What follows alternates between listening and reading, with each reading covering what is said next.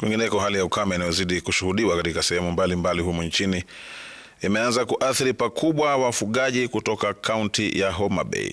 James Latano anatuarifu zaidi.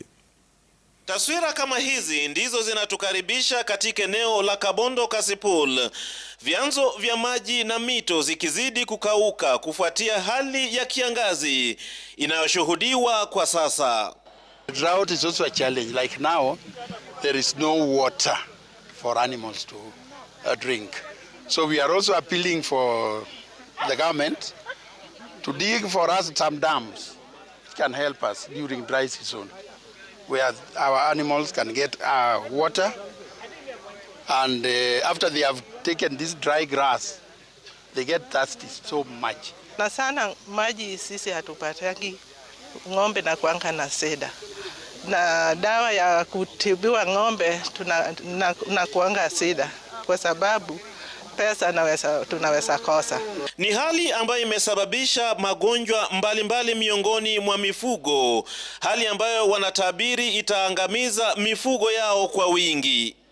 Serikali ya kaunti ya Homa Bay ikianza uhamasisho kwa wakulima dhidi ya magonjwa mbalimbali na kuweka vituo vya kunyunyizia mifugo dawa kama njia moja ya kusaidia janga ambalo kwa sasa imewakodolea macho.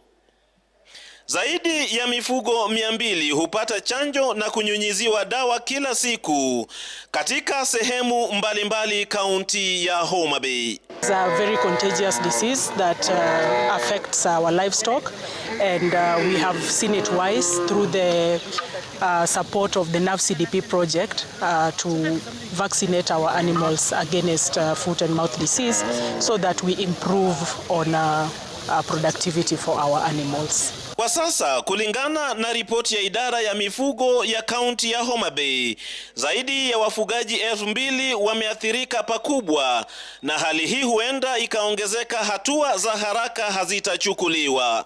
It is an initiative of the national and county government, and I'd like to encourage our farmers wherever they are that this vaccination is heavily subsidized by the government, our governments, the county and national governments, and therefore the part left for the farmer is a very small part. I think it's 50 shillings, but the vaccine is 160 shillings. So a big part of it has already been paid for, so by the county. So the farmers should just do the 50 shillings and make sure that we vaccinate, because if some animals are vaccinated and others are not vaccinated, and this is a transmittable disease, then we will be doing nothing.